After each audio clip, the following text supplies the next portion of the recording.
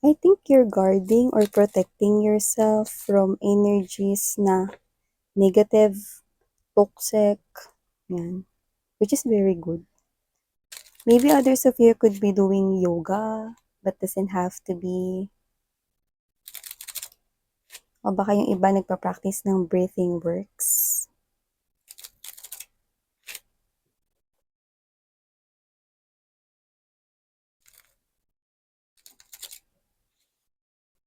You are someone who is trusting here yourself.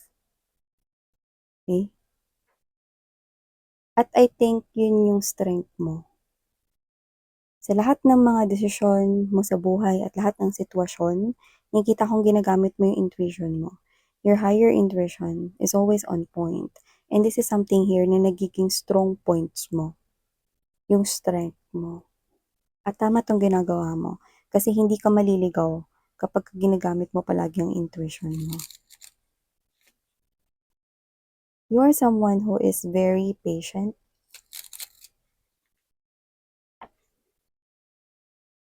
at maunawain ka rin.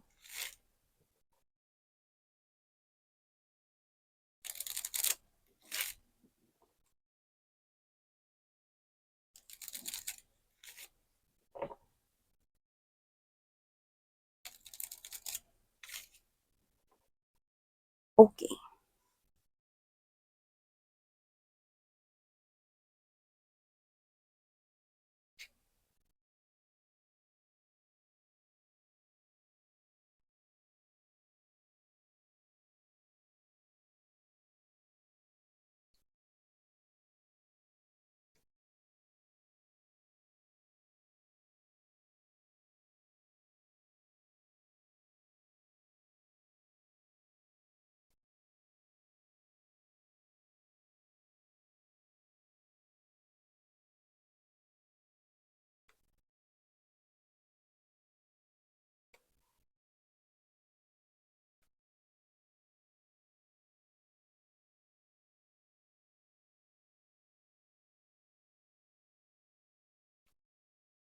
Okay.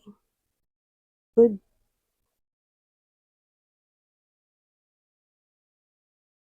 Yeah.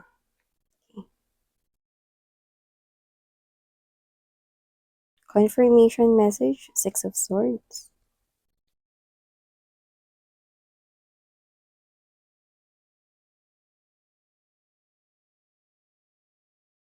So, hi and hello there, collective. Thank you so much for always staying here with me in this channel, babe. So, hi, new subscribers. Ako po si Yan. Welcome. Tuloy po kayo rito. At sa mga returning viewers and subscribers, thank you so much sa inyong walang sawang pag-support. So, yun nga, no, kung hindi nyo pa knows, meron pa po tayong other channel. Ang link po ay nasa ating description box. So, yun nga mga babes, no? Wala po tayong gender here, babae, lalaki, LGBT, lahat kayo welcome. You can flip roles kung gusto ninyo or if you want. And of course, at the end of the day, you always have your free will. Okay. So, I do see right here na yung iba sa inyo siguro, your partner here is LDR kayo or baka working siya sa malayo, nakadestino siya doon. But yung iba doesn't have to be na working sa malayo, no? Pero posibleng kasama rin yun, no? Tapos posibleng madalas mag-OT, hardworking, no? Or yung iba sa inyong mga husband, no, is business-minded, not necessarily na workaholic pero nanineglect na kayo, no? Hindi ganun, no? Masipag yung asawa ninyo, yung nakikita ko nito. Whether yung iba, LDR siguro kayo because I'm seeing na there's travel or distance right here, no? So, nakita ko dito, no, na yung iba naman is posibleng kasama ninyo, no, pero working siya, no? Like, madalas mag-OT or madalas na parang nagta-travel or sa field, pwedeng business travels, no? Yan, maaaring madalas siyang ganun. So, either boyfriend, girlfriend niyo pa lang siya or yung iba pwedeng asawa niyo na siya, no? Yan, okay? Basta I do see someone right here connecting to you in a heart space level. And ano nga ba nangyayari riyan, Miss Yan? With this King of Cups energy and there's this Queen of Pentacles, this is your energy and your person's energy, which is I love, you know. Your person is appearing as the King of Cups. Okay? Sometimes, may pagka-clumsy siya, but with a soft heart. Your person is someone who is warm, someone here, no, na sometimes hindi niya alam kung paano niya ipapakita yung love niya for you, but you just know na love ka niya. Okay? And with the Queen of Pentacles energy, you are someone who is very mature. You know? Mature ka rito. No? At ang maganda dahil mature ka, hindi ka nagpapaapekto sa kung ano-ano, no? So, nakita ko dito that with the presence of the Five of Wands energy and the Five of Swords and the Chariot, I do see na yung iba dito naturingan mo pang mga friends, pero yung iba mga parang kachika-chika lang, no? Pwedeng kasamahan sa trabaho na nakakasabay din mag-lunch. Pwede rin naman ng mga kapitbahay, no, na pagka minsan na nagdidilig ka ng mga halaman, nandyan sila, no, tamang kwentuhan or nakikipag-usap sa'yo, no? Yung iba friends niyo pa nga dito, no? Pero, these people right here, no, tends to judge, no? Sometimes hindi sila aware yan, no? Sometimes hindi sila aware na yung sinasabi nila is nami-misjudge na pala nila yung isang person. Sometimes, when they are too excited to talk, no? Lalo na yung mga parang gustong-gusto yung mga ano talaga, no, yung mga talagang nakikialam sa buhay ng iba, no, kapagka nandoon na sila sa exciting part na, humahaba na yung kuwento nila, no, hindi na nila namamalayan at hindi na sila nagiging aware kung yung kuwento ba nila ay may basihan o wala, 'di ba? 'Di ba minsan kapag nagkukuwento ang isang tao 'no, kahit tayo 'pag nagkukuwento tayo 'no, minsan 'pag yung napanood nating palabas 'no, gustong-gusto natin 'no, parang hindi na natin mapigilan na hindi magkuwento. Kaya nga minsan 'no, nasa spoiled alert na tayo 'no, minsan hindi pa napapanood ng iba yung palabas 'no, pero 'pag nakita yung post mo, nasabi mo na yung ending, 'di ba? So whatever the case may be, sometimes 'no, pagka sobra tayong excited na magkuwento, sometimes hindi rin natin namamalayan, "Ay teka baka mamaya 'pag nabasa 'to ng ibang tao, hindi na sila ma-excite panoorin yung film or yung movie or yung series dahil nasabi ko na yung ending," 'di ba? Or yung iba naman dito 'no, ito totoong mga taong nakapaligid sa'yo dito 'no, meron sila ritong nasasabi about your person. "Mare, nabalitaan ko, 'di ba ilang taon na nga ba yung asawa mo dun sa ibang bansa? Ah, ganon na siya katagal dun, sigurado ka ba na wala siyang iba dun?" Yan, 'di ba? Ay naku, 'di ba? Ay naku, ta's may mga gatong pa diyan 'no, kasi marami 'tong mga individuals na 'to, eh. "Ay naku mare, naku sigurado ako." 'Yun, oh, 'di ba? May mga gano'ng ginagamit na salita, yung mga word na, "Sigurado ako." Yung akala mo ano, eh, 'no, meron siyang spy dun. Meron siyang agent dun na nagbabantay 'no, sa mister mo or sa asawa mo na nasa ibang lugar, ibang bansa 'no, or kung iba naman sa inyo wala sa ibang bansa, example lang naman yun mga babes 'no, pero nasa ibang lugar or province nakadestino 'no. Ang dami nilang nasasabi and yung iba rito yung sinasabi nila kino-connect nila sa mga experiences nila, 'yan 'no. Alam mo ganyan yung dati kong asawa, eh, 'no. Sinasabi ganito, palaging nagcha-chat sa'kin, sinasabi na na-miss daw nila kami niya daw kami ng mga bata, 'yan 'no, ta's kamuka't-mukat meron pala siya dung ibang kinakasama, 'yan.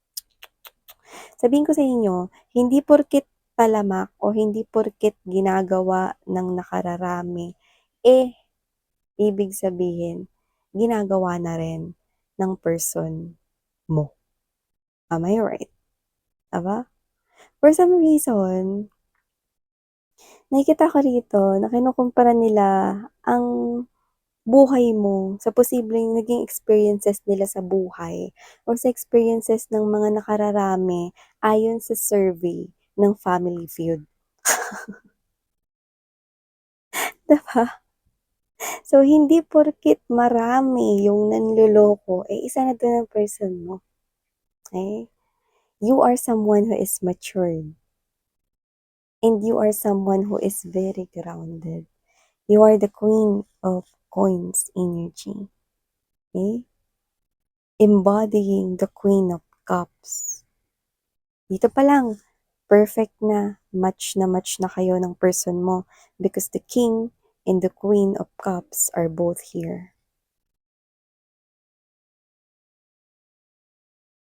Ayun. Alam mo sa heart mo eh, 'no?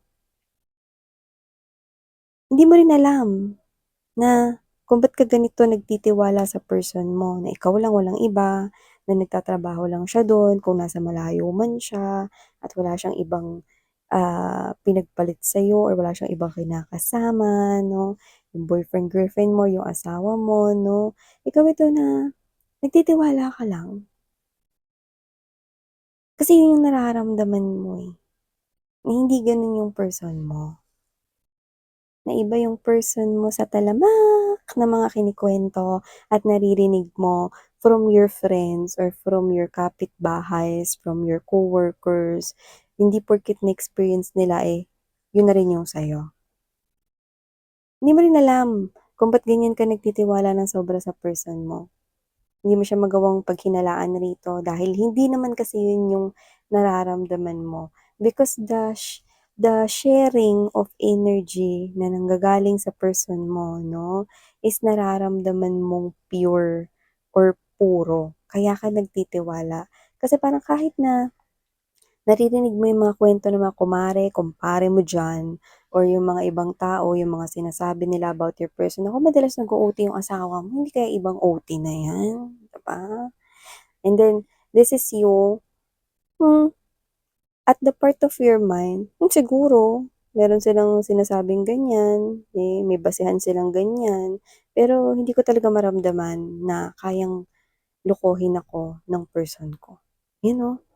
It's just that your energy mula dun sa pinakadulo ng kuko mo hanggang sa pinaka-baby hair ng bumbunan mo sa ulo, eh, nararamdaman mo na wala kang dapat na ipangamba.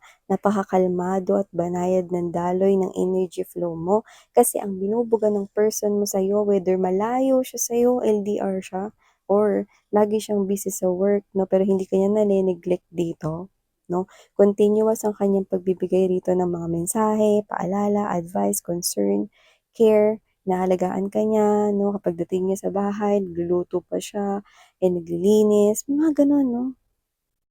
Your person is just so pure, na wala ka ritong ibang mahanap na butas or wala ka ritong ibang pagdududang nararamdaman dahil yun yung nararamdaman mo, eh. Kasi yun yung energy na shine-share niya sa'yo at yun ay transparent, crystal clear as water, malinis. Kaya alam mo na itong mga friends mo na 'to 'no, kung mga kapitbahay mo na 'yan, mga katrabaho, posibleng hindi mo na lang pinapansin yung mga sinasabi nila na nakangiti ka lang, eh, hindi ka rin sumasagot dito 'no, or yung iba sa inyo puwedeng nagsalita kayo dito na, "Alam mo Mare hindi ganyan yung asawa ko." 'Yan hanggang dun lang. Pero hindi kayo nag-e-explain dahil hindi niyo kailangan magpaliwanag.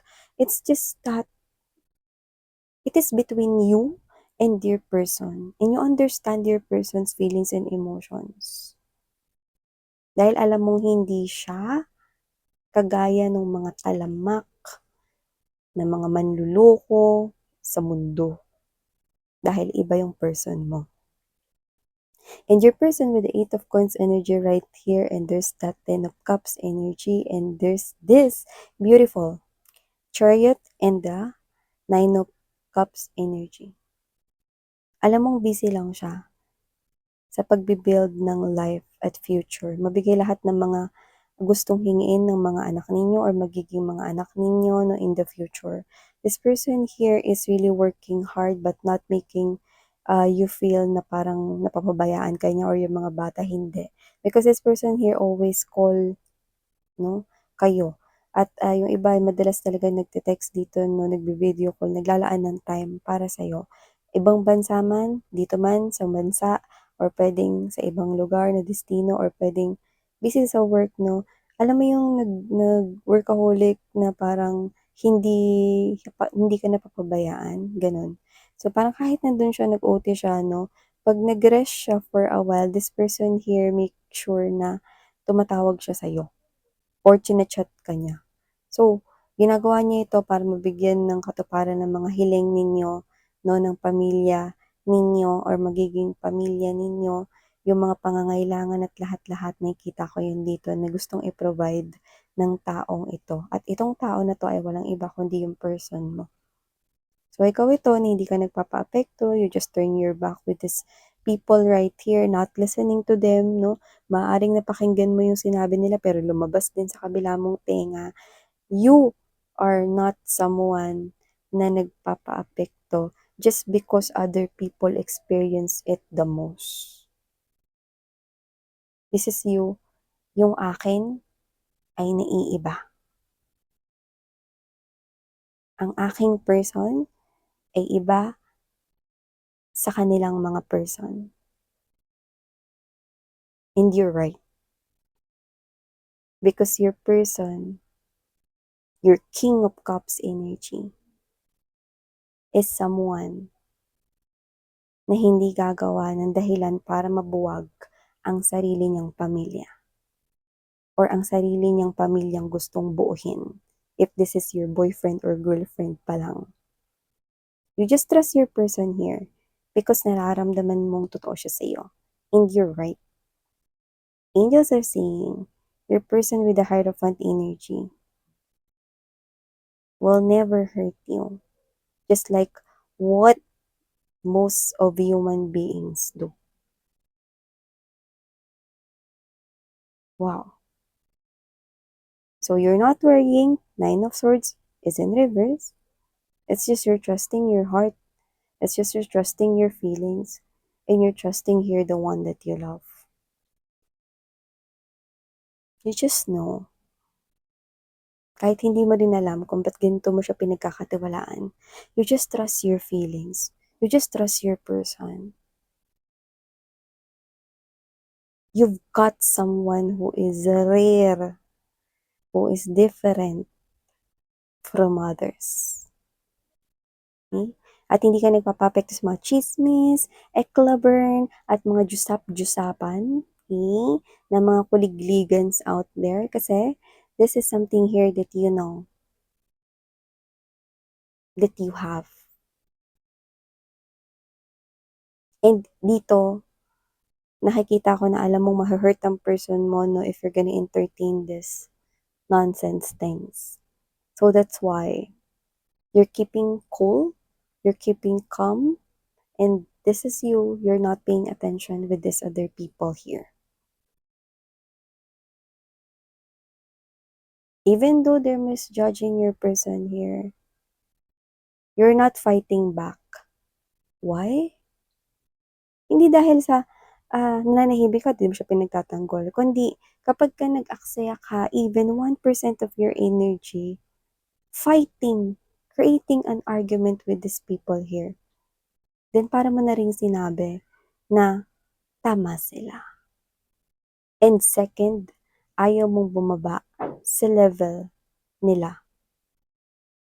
So nakita ko dito that you're just letting it be. Because you do not want to waste your energy with these people right here because they do not deserve your energy. Tama. And second, walang basehan. Hindi mo kailangan ng opinion nila. Your heart, your energy flow, your soul, more than enough na yan for you to know that your person is a different one. Diba? So I'm saying building. So maybe nakilala mo yung person mo sa workplace or maybe it's a school or baka long time na kayong mag-boyfriend, girlfriend, no, and you meet each other sa school, yan, or sa tapat ng mga matataas na building. Okay? So whatever the case may be, just take out as resonates. And yeah, these are all the messages I've got right here for you. Sweetheart, if you're interested, there's another channel. Pwede ka rin tumambay dyan. Link is down sa ating description box. Muli ako po si Yan. Sarang Hayo Love and Light. Annyeong!